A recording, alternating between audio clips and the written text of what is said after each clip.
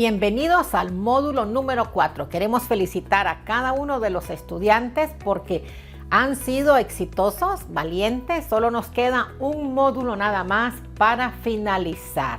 Así es que les felicitamos y les alentamos, ¿verdad, amor? Estamos contentos. La verdad es que es un material muy bueno. Porque lo importante, amor, no es solo aprobar la clase, que son excelentes alumnos, sino que aprender del material. Y es tan importante que puede servir también como referencia, ¿verdad? Cuando ellos estén estudiando, van a tener ese material que está muy bien hecho y les va a servir de referencia para cuando necesiten algo. Así es que es algo muy importante. Sí, les felicitamos. Y comenzamos el módulo número 4, violencia intrafamiliar, abuso infantil y homosexualismo. La violencia entre los miembros de la familia es un fenómeno muy extendido, ¿verdad? Las mujeres, los niños, los discapacitados, los ancianos, los indígenas son regularmente vulnerables a la violencia. Hablemos de los tipos de violencia. Bueno, tenemos violencia física, se refiere al uso de la fuerza física con armas de ataque que lesionan, golpear, asfixiar, morder, tirar objetos. Todo este tipo de golpes tiene que ver con la violencia física, pero también tenemos la violencia psicológica, ¿verdad? Que es un abuso emocional, verbal, que hace daño profundo. A veces dicen, es mejor dar un golpe que no una palabra que daña. Verdaderamente ni los golpes, pero ese es un proverbio popular que se dice, ¿verdad? Entonces, a través de críticas, de amenazas, de insultos, de gritos, de celos, son las violencias psicológicas. Y también como violencia tenemos el abandono. Es el acto de desamparo injustificado hacia uno o varios miembros de la familia, ¿verdad? Y también está el maltrato sexual. Es la violencia sexual en cualquier actividad o contacto sexual que ocurre sin consentimiento. A veces involucra la fuerza física o si no, a veces también la amenaza. Y también tenemos la violencia económica. Se refiere al control del dinero, a no informar el monto de los ingresos familiares y el impedir el acceso a ello. Eso es violencia también. Y también tenemos la violencia patrimonial, ¿verdad? Que esta pues tiene que ver con todas las herencias. Hay familiares, hay hermanos mayores o menores que se aprovechan de sus hermanos, de sus parejas, de sus hijos. Y también tenemos la violencia institucional. Este tipo de violencia se realiza a través de instituciones, ya sea privadas o públicas. ¿Cuáles son las causas de la violencia? La violencia es un comportamiento aprendido que tiene sus raíces en la cultura, en la forma como se estructuran y se organizan las sociedades. La violencia contra las mujeres, la violencia, manifestación de las inequidades. El origen de la violencia contra las mujeres se encuentra enraizado en las creencias que tienen las sociedades sobre las mujeres y los hombres. En Latinoamérica, como en casi todo el mundo, persisten las creencias sobre los comportamientos femeninos y masculinos. Se suelen pensar que las mujeres son más dulces, más sumisas, más sentimentales y los hombres son más agresivos, más dominantes. Y verdaderamente Dios habla de algo muy diferente. La violencia en la familia. La experiencia muestra que justamente en el ámbito familiar es donde se registra la mayor prevalencia de violencia contra las mujeres. El ejercicio de la autoridad se convierte comúnmente en generador de violencia, ¿verdad? Como mecanismo de control, especialmente de los hombres hacia los demás integrantes de la familia. particularmente al cónyuge y a los hijos. Y entramos a la lección número 2, impacto psicológico de la violencia. La violencia intrafamiliar no se puede atribuir a una sola causa. Es un problema que obedece a factores sociales, psicológicos, legales, culturales y biológicos. Una respuesta común de las mujeres que viven en situación de violencia es el retraimiento y silencio ante estas experiencias. El ciclo de la violencia. La violencia tiene profundos efectos psicológicos que deterioran la autoestima, provocan sentimientos de impotencia, inhiben la capacidad de las mujeres para tomar decisiones respecto a las situaciones en que viven. Esto lo hemos visto, ¿verdad? Y se ve a veces aún hasta en las iglesias. Es lamentable, pero las mujeres se quedan calladas, se sienten que valen menos y eso es lamentable para el tiempo que estamos viviendo. Así es, hay mucho de esto aún en el ámbito cristiano y muchos pastores subyugan a sus mujeres, ¿verdad? A sus esposas y a sus familias. ¿A qué se llama síndrome de indefensión aprendida? A las actitudes de aceptación, culpa y pasividad que suelen ser interpretadas erróneamente como falta de voluntad para enfrentar las agresiones. En otras palabras, digamos que la persona que ha sido violada, dañada, maltratada o secuestrada, se siente más bien ella culpable y al final hasta se enamora del secuestrador.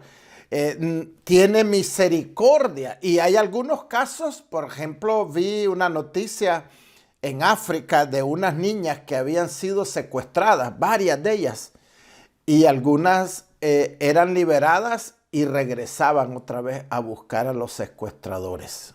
Qué triste, ¿verdad? Por eso es que vemos círculos viciosos, tóxicos, donde la mujer es incapaz de poder salir, ¿verdad? El modelo ecológico del problema de la violencia. Se consideran en este ámbito las experiencias de maltrato sufrido en la niñez o de presencia de episodios violentos.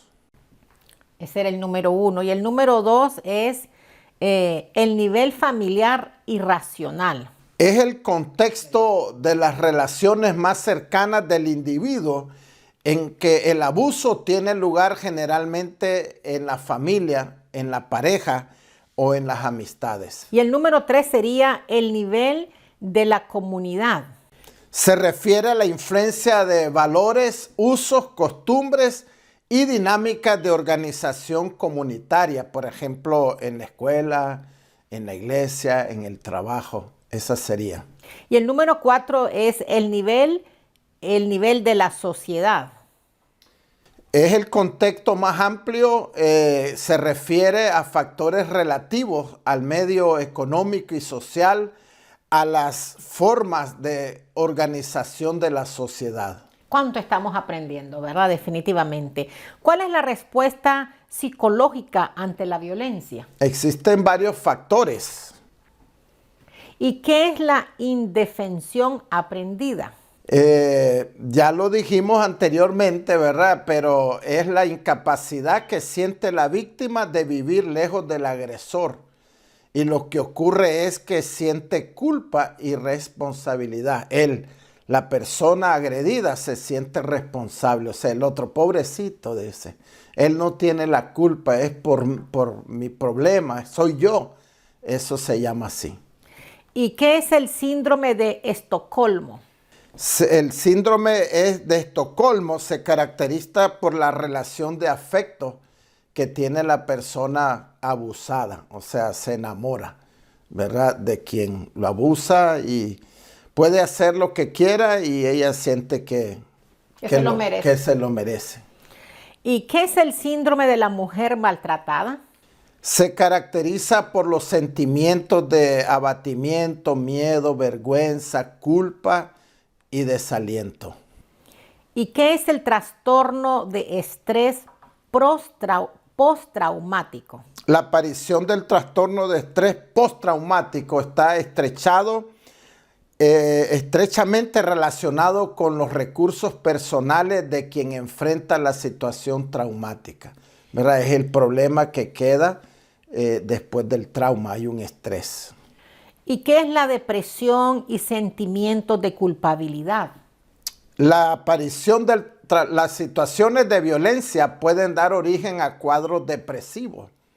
La mujer considera que la situación es incontrolable y que no vale la pena defenderse ni actuar. Qué triste, ¿verdad? Qué triste. ¿Qué es el aislamiento social?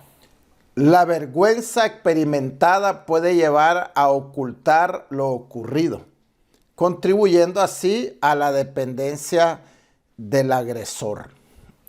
¿Qué es la baja autoestima? Las agresiones psicológicas transmiten a la mujer la idea de que no es importante, de que no vale nada, que es incapaz de hacer cosas y su autoestima pues decae. Qué bueno que estamos aprendiendo todo esto, ¿verdad? Para que los pastores y los líderes puedan evaluarse y también poder ayudar, ¿verdad? Así es, lastimosamente a veces, amor, como pastores tal vez no entendemos que en las iglesias suceden todas estas situaciones, ¿verdad? Sí. Sabemos como pastores, sabemos también en la orientación secular, ¿verdad? Que hay muchas familias cristianas que están sufriendo estas situaciones y por eso es importante, queremos felicitar a los pastores y yo creo que esperamos que los pastores motiven a algunos líderes a que puedan entrar también ellos a este diplomado, porque esto los capacita, ¿verdad? Porque lo importante no es solo una prédica, lo importante no solo es un evento familiar, que es muy bueno, pero sí en realidad es una enseñanza sistemática y por eso es importante este diplomado. Sí, así mismo. Y entramos a la lección número 3. Primeros auxilios psicológicos. Etapas del periodo de crisis. Primera etapa, el desorden. Es la primera reacción ante un hecho amenazante y puede manifestarse en llanto, en angustia, en gritos, en desmayo o en lamentos. Y la segunda etapa sería la negación. Sí, esto es verdad, donde piensan que no ha sucedido nada. Puede acompañarse por un entorpecimiento emocional, ¿verdad? No pensar en lo sucedido o la planeación de actividades como si nada hubiera pasado. O sea, estamos bien, si esto no es nada. Ese es el problema. Y la tercera etapa sería la intrusión. En esta etapa comúnmente las personas la describen con frases como, aunque no quiera, todo me viene a la mente una y otra vez, ¿verdad? La persona está metida en ese círculo de su pensamiento. Y la cuarta etapa sería la translaboración. Es el proceso en el que se expresan e identifican pensamientos, sentimientos e imágenes de la experiencia de la crisis. La quinta etapa sería la consumación.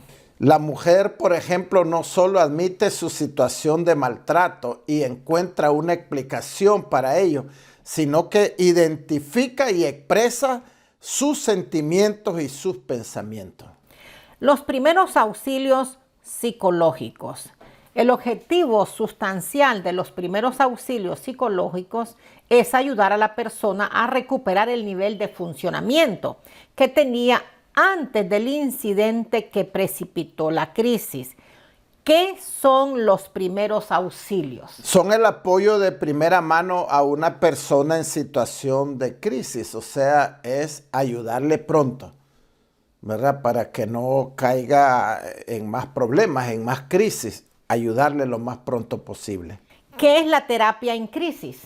Es poder ayudar a la persona en crisis con consejería y esto conlleva varios pasos, ¿verdad? Llevarla a un lugar seguro, mostrarle que tenemos interés y eso es muy importante. Que creemos en esa persona también, ¿verdad? Así es. Y vamos a la lección número 4, se ha ido rápido, acerca del abuso infantil. El fenómeno del abuso sexual infantil realmente es un problema que lo han padecido los niños desde siempre y en todas las culturas durante mucho tiempo. Hablemos acerca del abuso sexual infantil. Los abusos de menores han existido siempre, pero solo recientemente han comenzado a ser objeto de estudio y de preocupación.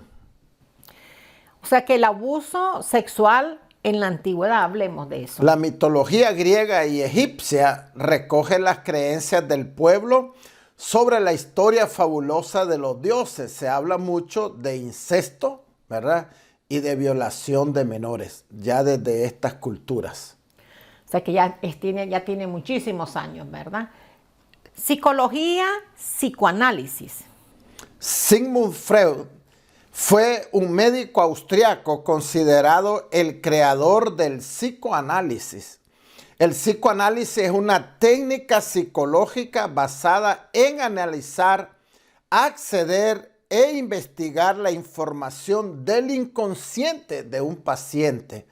Mucho se basa en el hipnotismo, ¿verdad? Nosotros como cristianos sabemos que eso no es correcto, es satánico, ¿verdad? Pero eso era, como estamos hablando del abuso infantil, Sigmund Freud hablaba del complejo de Edipo y supuestamente los niños, decía él, ¿verdad?, deseaban tener sexo con sus padres o con el padre o la madre. La cosa era que es el sexo opuesto.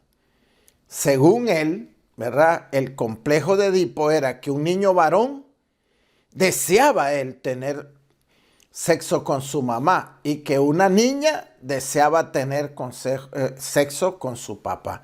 Según él, ¿verdad?, decía esto. Desde los años 70 a la actualidad, hablemos un poco. Hasta los años 70 se pensaba que los abusos sexuales infantiles casi no se daban, que los abusos sexuales solo eran a mujeres, ¿verdad? Y no creían que era en la propia familia. Decían que el agresor era un desconocido y que las víctimas eran consideradas como seductoras o provocadoras. O sea, según antes de los años 70, decían que el niño o la niña provocaba a los violadores y los violadores no eran su familia, sino alguien desconocido. Desde los 70 hasta los 80 se llevaron a cabo numerosos estudios que pretendían cuantificar la frecuencia de los abusos, el tipo de abuso y sus efectos a corto y a largo plazo. Ya de los 80 para acá, digamos. Qué tremendo, ¿verdad? ¿Qué podemos decir sobre concepto? Los abusos sexuales a menores son una forma de maltrato infantil con implicaciones especiales por los efectos que se dañan en el niño, el ataque a la dignidad de la persona, la utilización del engaño y la fuerza. Tipos de abuso sexual infantil. Abusos de la esfera sensorial, por ejemplo, llamadas por teléfono, exhibicionismo en las calles, ¿verdad? Alguien se desnuda para que lo vean los niños, imágenes pornográficas, conversaciones lascivas en presencia de menores. A eso se le llama abusos de la esfera sensorial. También están los abusos del estadio de estimulación. Son los contactos eróticos o pornográficos, ¿verdad? Son besos, caricias y tocamientos. También están abusos a nivel de realización, ¿verdad? Son las conductas abusivas. Ya pueden implicar contacto físico o no. El contacto físico incluye toda conducta en la que el agresor toca zonas de claro significado sexual, ¿verdad? Hay que tener tantísimo cuidado, ¿verdad? Los padres, en las mismas congregaciones hay que tener sumamente cuidado. Maltrato infantil físico, negligencia y abandono. El maltrato físico puede estar asociado a otras formas de maltrato, negligencia, maltrato emocional y abuso sexual. Lección número 5. Consecuencias psicológicas del abuso. Consecuencias psicológicas del maltrato infantil y la negligencia. El abuso sexual provoca problemas psicológicos, emocionales que pueden aparecer inmediatamente después de la agresión o también aparecen en la adolescencia. Si se produjeron en la infancia o incluso en la edad adulta, si no lo comunicó a nadie o no recibió las ayudas necesarias, ¿verdad? O sea que puede ser en el mismo momento que el niño es agredido, le puede aparecer en la adolescencia, donde ahí habla, y si se queda callado, entonces puede ser hasta en la edad adulta. El impacto del abuso y la negligencia con frecuencia se examina en términos de sus consecuencias físicas, psicológicas, sociales y de comportamiento. El daño es muy grande. Es muy grande el daño, ¿verdad? Y por eso vemos en las edades de los adolescentes, como tú dijiste, o en los matrimonios adultos, terribles, un caos, ¿verdad? Aún siendo cristianos. ¿Cuáles son algunas consecuencias psicológicas del abuso? Hay muchas, pero dificultades durante la infancia, ¿verdad? Lo que se llama el síndrome del rechazo, mala salud mental y emocional, dificultades al procesar información en sus pensamientos, consecuencias en su comportamiento, la delincuencia juvenil, también el crimen. Casi siempre el victimario fue víctima de alguien en su niñez. O sea que ese es un ciclo que se da. Verdaderamente los padres tenemos que cuidar tanto, especialmente cuando están pequeños, ¿verdad? Y hasta la adolescencia, la juventud, porque los daños son terribles y prácticamente casi son irreversibles. Solo el Señor Jesucristo puede sanar totalmente, ¿verdad? Un corazón, una mente dañada de este tipo. Sí, tenemos que ser de verdad cuidadosos, ¿verdad? El dañado daña a otro, por eso vemos primos dañando a otros primos, abusando, hermanos mayores abusando a otros, tíos, abuelos, qué terrible, ¿verdad? Líderes abusando a otros. Es terrible. Consecuencias del abuso sexual infantil. El abuso sexual es una agresión contra la integridad del cuerpo, de la mente y del espíritu de los niños y los adolescentes y una grave violación a los derechos humanos, porque todos tenemos el derecho de ser respetados. Así mismo. La lista de las consecuencias del abuso sexual infantil es muy grande. Sí, sexualización traumática, dolor físico, problemas de alimentación, problemas en el sueño, evacuaciones, señales físicas. La verdad es que es muy grande. Casi siempre, por ejemplo, una niña que ha sido abusada, ¿no? Cuando se casa, tiene problemas. Sí. Es tremendo. Aunque el marido no tenga nada que ver, cómo repercute, sí, cómo es de terrible. Por eso los padres no deben de descuidarse, ¿verdad? Porque hay tristeza, hay ansiedad, hay depresión y algunos casos llegan hasta al homosexualismo y a las adicciones. O sea, la verdad es algo muy grande, muy grave. Sí, de verdad, y hemos terminado la lección número 5 y sin antes decir, les felicitamos a cada pastor, a cada padre, a cada madre, a cada líder, a cada hermano, a cada hermana que esté estudiando este diplomado. Y les alentamos una vez más a invitar a otros amigos, familias, líderes. Tenemos que hacer esta campaña, amor. Es una campaña de educación. Y qué mejor que estar en UPL en este diplomado. Así es, la mayoría de los pastores debemos de ser honestos en reconocer que no conocíamos esto. No lo sabemos todo. Ignorábamos esto y vale la pena, Así ¿verdad? es. Vale la pena porque esto nos abre un camino porque hay más todavía, pero esto ya es una base fundamental para que podamos seguir ayudando a las familias en la iglesia. Así mismo. Y que se pueda preparar un buen grupo de líderes, ¿verdad? Que es lo que estás diciendo, los pastores deben de motivar a otros pastores, a líderes, a que se preparen. Así es. Hasta pronto.